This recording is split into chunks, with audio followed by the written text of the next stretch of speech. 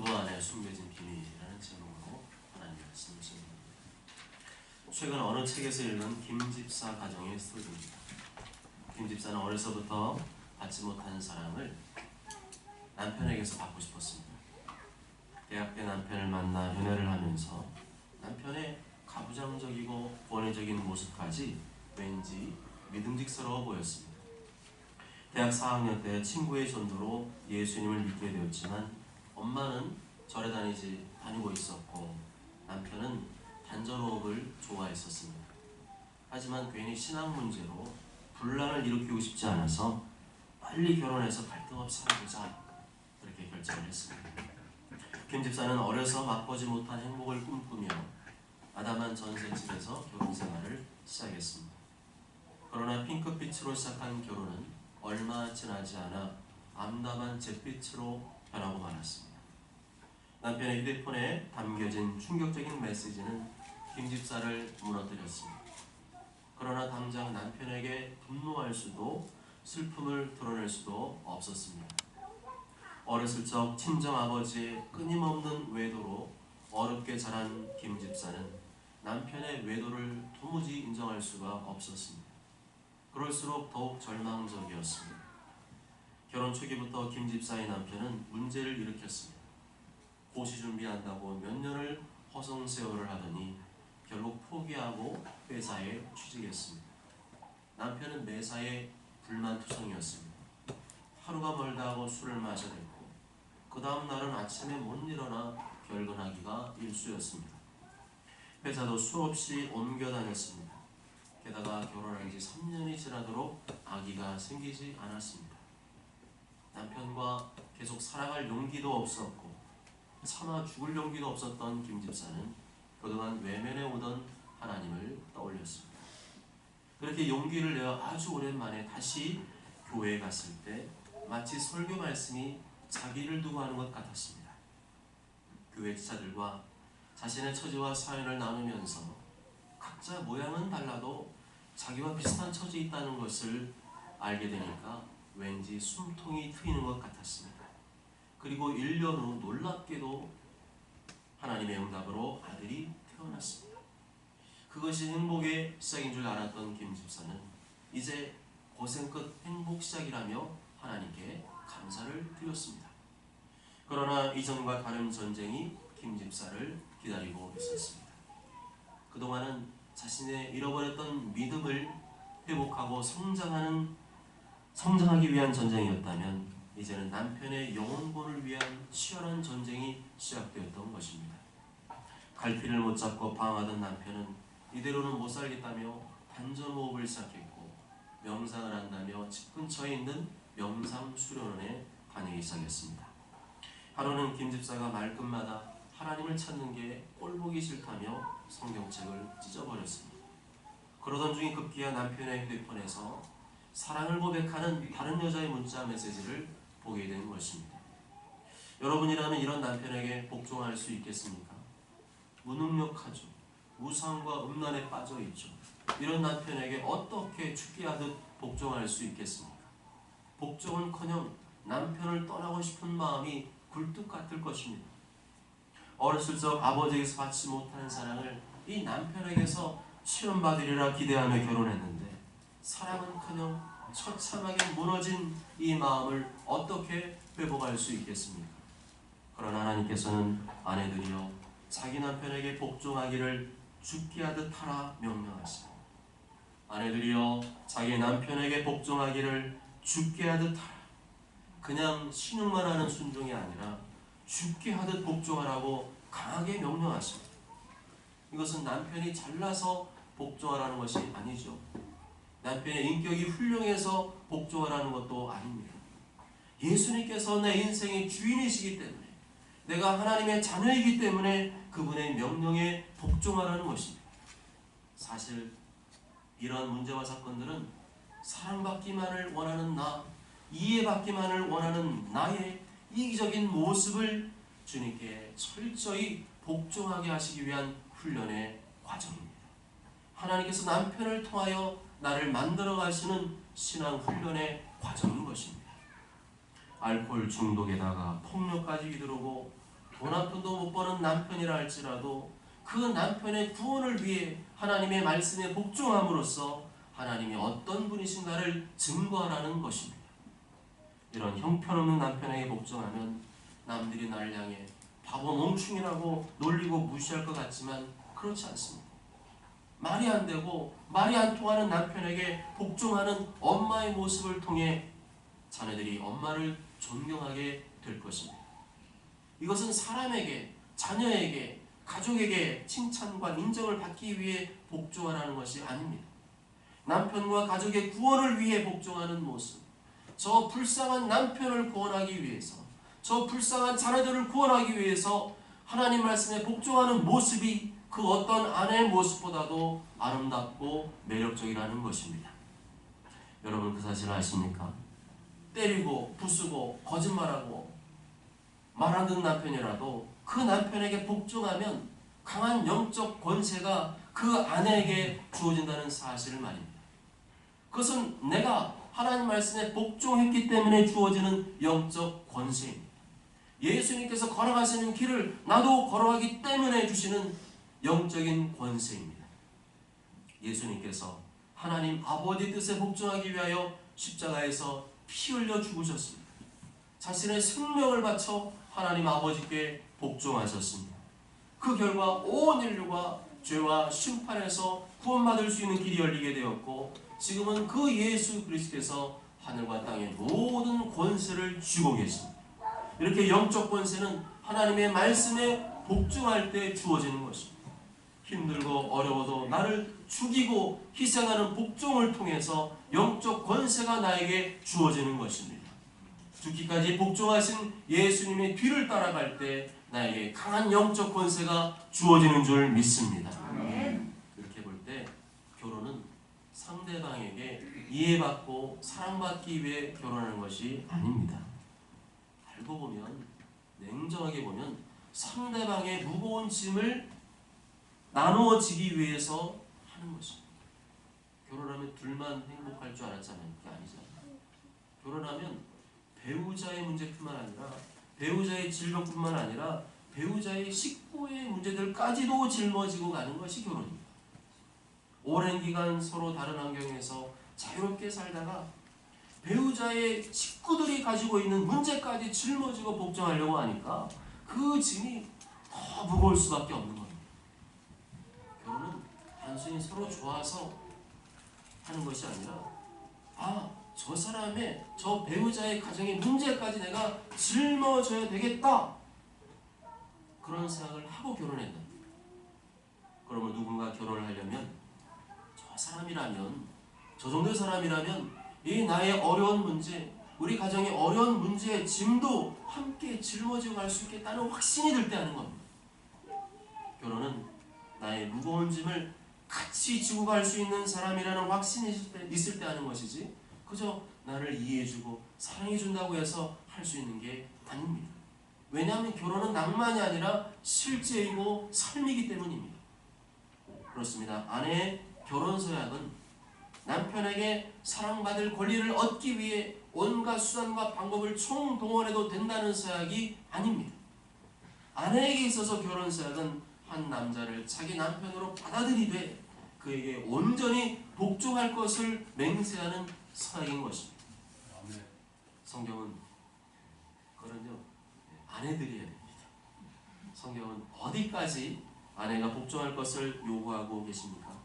24절에 보면 교회가 그리스도에게 하듯 복종할 것을 요구합니다. 교회가 그리스도에게 복종하듯이 복종하라. 그것도 범사에 복종할 것을 요구합니다. 괴로우나 슬프나 문제가 있든지 모든 일에 복종할 것을 요구하십니다. 좋은 일이 생겼을 때만 복종하는 것이 아니라, 성령 충만할 때만 복종하는 것이 아니라, 남편이 나를 이해해주고 사랑해줄 때만 복종하는 것이 아니라 범사에 모든 일에 어떤 상황에서든지 복종할 것을 요구하십니다. 왜 그렇게까지 해야 됩니까? 23절에 이는 남편이 아내의 머리됨이 그리스도께서 교회의 머리됨과 같음이니라고 말씀합니다. 이것이 하나님께서 정하신 가정의 질서이기 때문입니다. 이것이 하나님께서 원하시고 기뻐하시는 가정의 모습이기 때문입니다. 이렇게 하나님께서 이렇게 디자인해 놓으시고 그 모습을 너희들이 재현해라, 이루어 가라. 그러기 위해서 네가 너를 죽이는 복종의 훈련이 필요하다는 것을 말씀해주고 있습니다. 여기서 머리에 대한 정확한 개념을 이해하기 위해서는 그리스도와 교회의 관계를 이해해야 됩니다. 교회의 머리는 그리스도이시죠. 교회는 그리스도의 몸입니다. 교회는 머리이신 그리스도가 명령하는 대로 움직이고 이동합니다. 그리스도께서 성도들을 예배 자리로 부르시고 성도들은 그분께 경배를 드립니다. 그리스도께서 성도들에게 말씀을 하시고 성도들은 아멘으로 화답합니다. 그리스도께서 성도들의 탄원을 들으시고 불쌍히 여기셔서 하나님의 뜻에 따라 응답해 주십니다. 그 교회의 질서가 아름다우십니까? 아니면 불편하십니까? 이 모습이 불편하십니까? 아름다우십니까? 아름답죠. 성도들이 그리스도를 예배하며 찬양하는 모습만큼 아름다운 모습이 없습니다. 성도들이 그리스도의 말씀을 듣고 아멘으로 화답하는 모습만큼 아름다운 모습은 없습니다. 바로 그 모습을 가정에서 지어내라는 겁니다. 가정에서도 살려내라. 그렇다고 남편이 가정의 머리이니까 스스로 우쭐하거나 어깨에 힘주라는 말은 아닙니다. 그것은 유교 사상이죠. 아내가 어쩔 수 없이 하나님 말씀이 그러라니까 복종하라는 것도 아닙니다. 그리스도께서 사랑으로 교회를 다스리시듯이 남편도 그렇게 사랑으로 아내와 가정을 다스리라는 것입니다.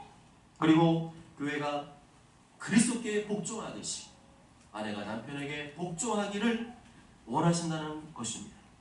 24절과 25절 다 함께 읽습니다. 시작. 그러므로 교회가 그리스도에게 하여 아내들도 범사에 자기 남편에게 복종할지니라. 남편들아 아내 사랑하기를 그리스도께서 교회를 사랑하시고 그 교회를 위하여 자신을 신장하시리라. 아멘.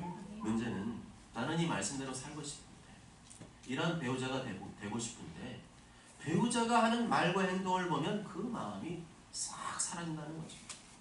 별것도 아닌 거 가지고 의견 차이가 생기게 되고, 그래서 의견 차이를 좁혀보려고 얘기하다가 또 다른 언쟁과 다툼과 갈등이 벌어지게 됩니다.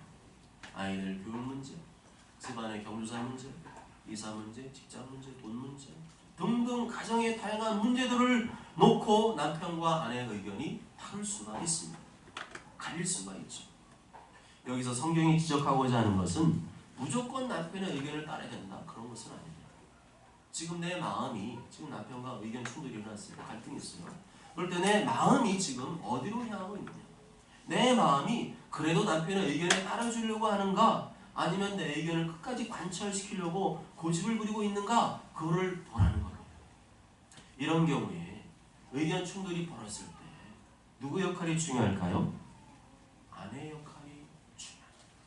무슨 말이냐면, 남편이 명백히 잘못된 주장을 펼치는 것이 아니라면 일단 남편의 의견을 존중하고 순종해야겠다는 마음을 아내들이 가지고 있어야 된다는 겁니다. 하지만 대부분의 아내들이 남편의 말 중에서 자기가 수긍이 되는 것만 순종하려고 하다 보니까 부부관계에 조금 어려움이 생기고 갈등이 생기고 문제가 생기는 것입니다. 결국 자신의 의견을 관철시키기 위해서 아내들이 어떤 행동을 취합니까? 고집을 부리죠. 그리고 불복종을 택합니다. 그리고 그걸 통해서 뭐 하려는 거예요? 남편을 조종하고 통제하려고 하는 거예요. 이것이 옳지 않은 태도라고 성경은 지적하고 있습니다. 물론 아내들은 억울한 마음이 들 것입니다. 똑같은 의견을 가진 인간으로서 서로 동등한 입장에서 의견을 조율해야 되는 것이지 이런 법이 어딨냐는 반문이 들 수 있습니다. 중요한 것은 그때 아내가 들어야 될 말씀은 남편들에게 주신 말씀이 아니죠. 날 사랑해야지, 날 사랑해, 내가 순종하지, 그게 아니고요. 아내들도 범사에 자기 남편에게 복종할지니라입니다. 그때 들리는 음성은 남편이 날 사랑해야 나도 하지, 그게 아니고, 그때 주신 하나님의 음성은 아내들도 범사에 자기 남편에게 복종할지니라. 서로 의견이 충돌하지 않고 의견이 하나로 잘 모아지면 뭐 무슨 문제가 있겠어요. 이 성경 말씀을 갖다 드릴 필요도 없잖아요. 그런데 문제는 부부간에 의견 충돌이 생기고 갈등이 생겼을 때 그때가 중요하다는 거예요. 그때 누가 중요하다고요? 아내가 중요합니다. 옳대요. 아내가 남편의 다스림에 복종하는 마음을 갖고 있어야 부부관계가 쉽게 풀린답니다. 그러기에 신앙적으로 큰 문제가 되거나 누구에게 큰 피해를 주거나 가정을 파괴하는 문제가 아니라면 아내는 남편에게 어떤 마음을 가져야 된다? 복종하는 마음을 가져야 된다. 그렇게 될 때 가정의 화목을 이룰 수가 있고 자녀들이 하나님의 말씀을 눈으로 보고 배우게 된다는 겁니다. 그러기에 우리는 아내가 이 말씀을 듣고 순종하게 되면 마음에 성령의 기름 부음이 임하는 것을 경험하게 될 것입니다. 뭐라고요? 아내가 이 말씀을 듣고 복종하게 되면 내 마음에 누가 임하신다고요? 성령의 기름 부으심이 강하게 임하게 됩니다. 왜요? 어려운 걸 순종했지. 남편에게 복종하는 게 쉽습니까? 아니잖아요. 부부간에는 대등하잖아요. 그런데 남편의 말에 나도 내 의견이 있는데 그거를 꼭 복종하고 하나님 말씀을 기억해서 순종하며 나아간다면 그때 누가 인정하시겠어요? 성령님이 인정하는 거예요. 성령님이 기름을 부어주시는 거죠. 그전에는 불만과 짜증과 신경질을 가득했던 마음이 평안과 기쁨의 마음으로 변화되는 것을 경험하게 될 것입니다. 왜요? 하나님 말씀에 복종했기 때문에 하나님께서 내가 너를 기뻐한다는 것을 보여주시는 겁니다. 정리해 말씀드리자면 남편에게 복종하라는 말씀은 남편이 하는 말이나 행동을 보고 복종하라는 게 아니고 그걸 보고 어떻게 하겠어요? 하나님의 말씀이기 때문에 복종하라는 것입니다. 남편을 보고 복종하라는 것이 아니라 하나님을 보고 복종하라는 것입니다. 아멘.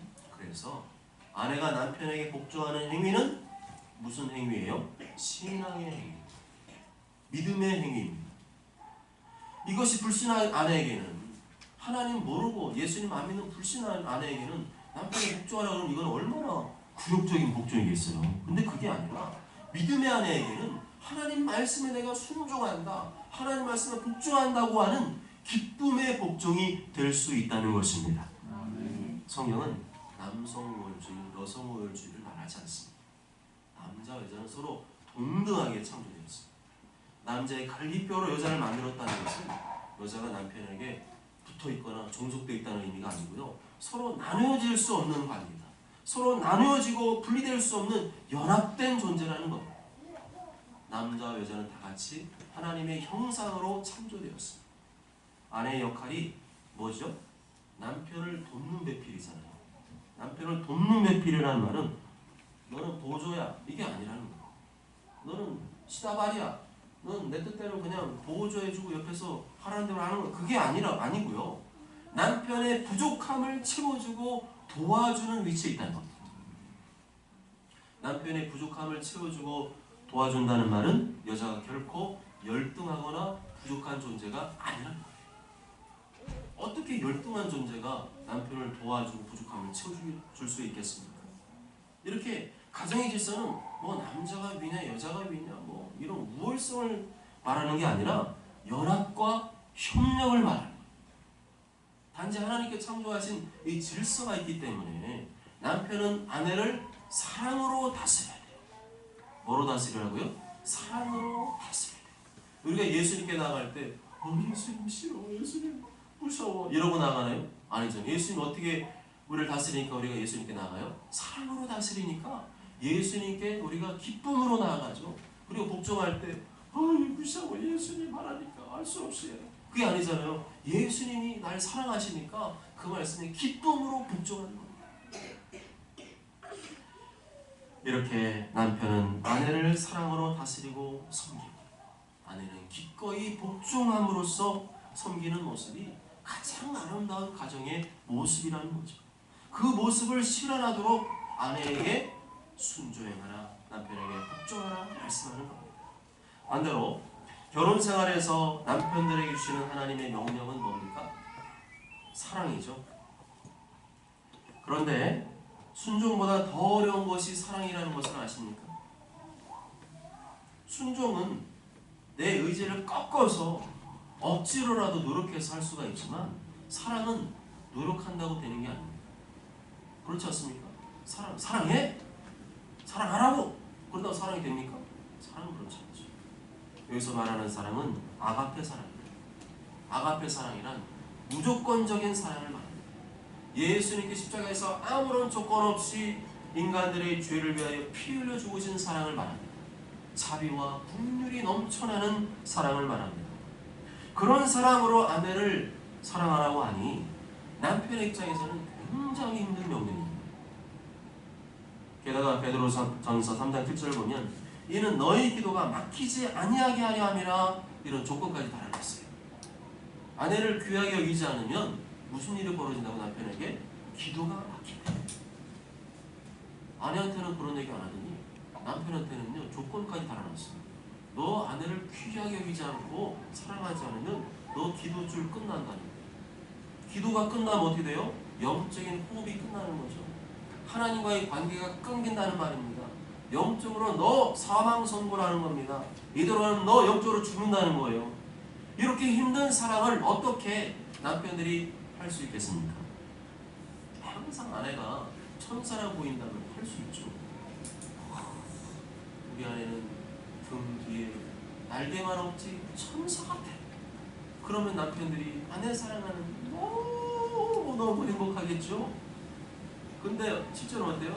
남편을 향해서 일하라 그러고 잘하라 그러고 왜 안 하냐 그러고 지시하고 명령하고 막 잔소리하고 다그치고 막 그런 모습을 보면서 어떻게 아내를 사랑할 수가 있겠습니까? 그래서 남편이 중요한 거예요. 남편이 예수님을 못 만나면 진짜로 아내를 사랑할 수 없습니다.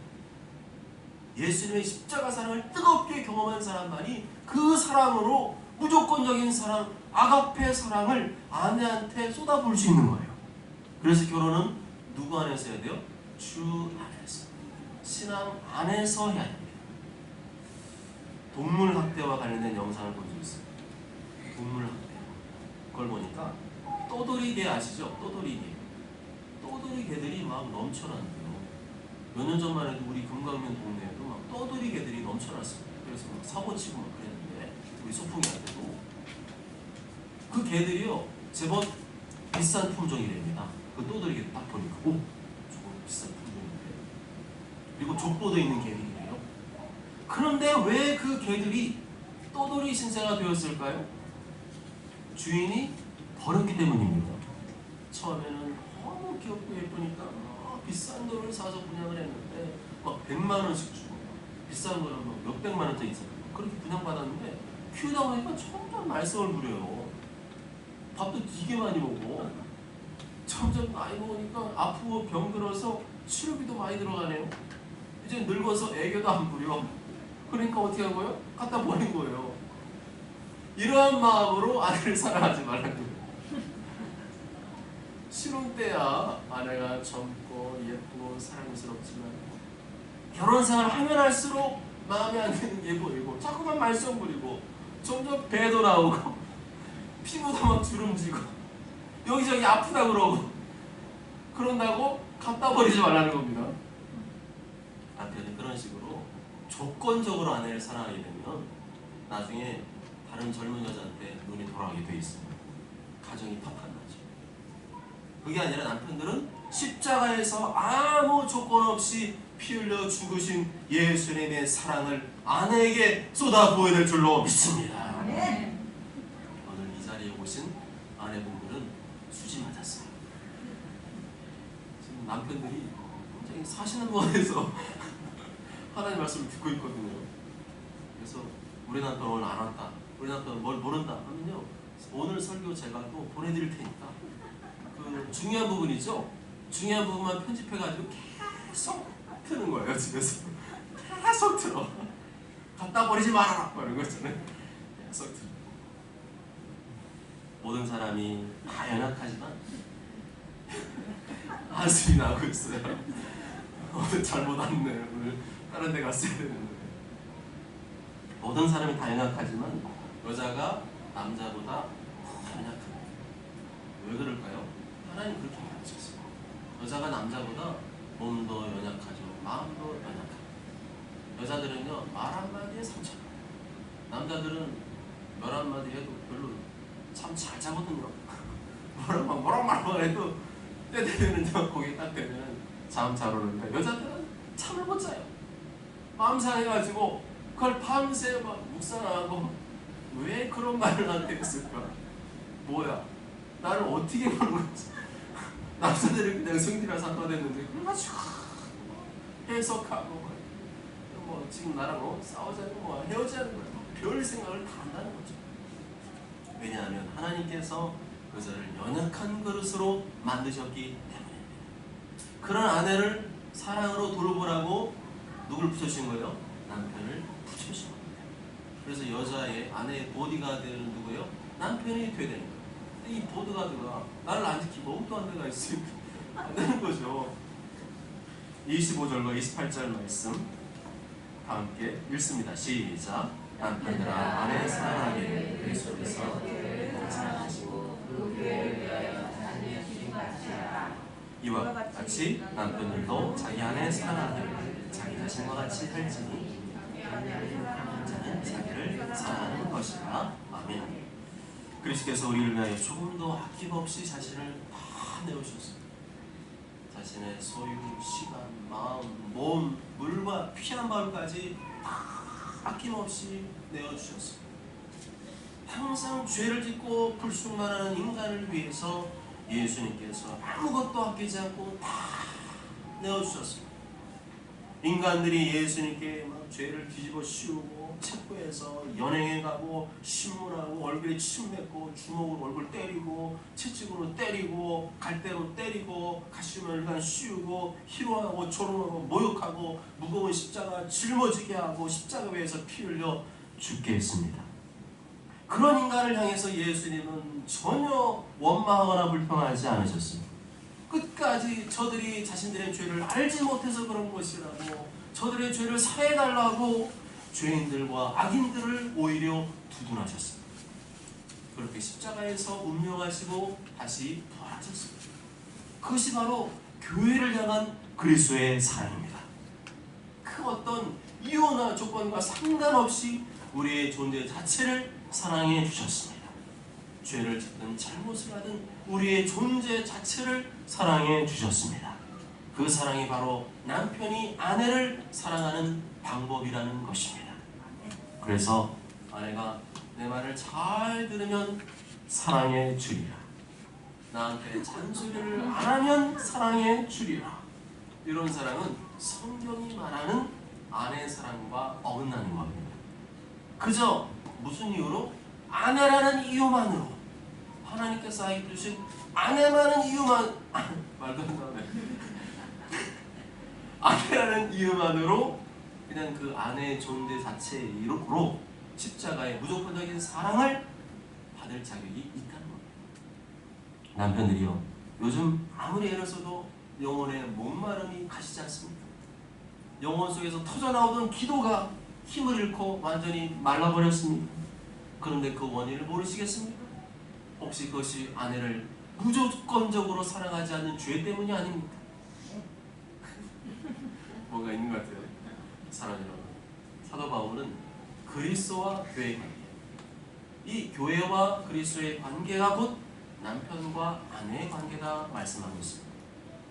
그리스도께서 교회를 위하여 아낌없이 피 흘려 죽으신 것처럼 남편이 아내를 무조건적으로 사랑하라 말씀하셨습니다.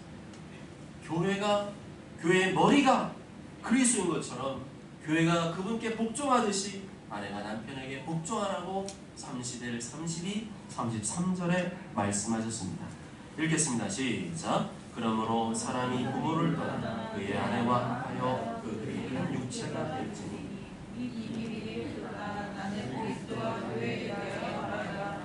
그러나 너희도 각각 자기와 아내 사랑하기를 자신같이 하고 아내도 자기 남편을 존경하라. 아멘. 아내들은 교회가 그리스도께 복종하듯 범사에 복종하시기 바랍니다. 남편들은 그리스도께서 교회를 위해 자신을 위해 아무 조건 없이 다 내어주셨듯이 무조건적인 사랑으로 아내를 사랑하시기 바랍니다. 모조서는 모두가 그리스도와 교회 안에 이루어진 그 비밀이 우리 우리 가정에도 온전히 이루어짐으로 말미암아 항상 성령님의 기름 부으심을 경험하고 평안과 기쁨과 건강이 행복이 넘쳐나는 가정들 되시길 주님의 이름으로 축복합니다. 아멘.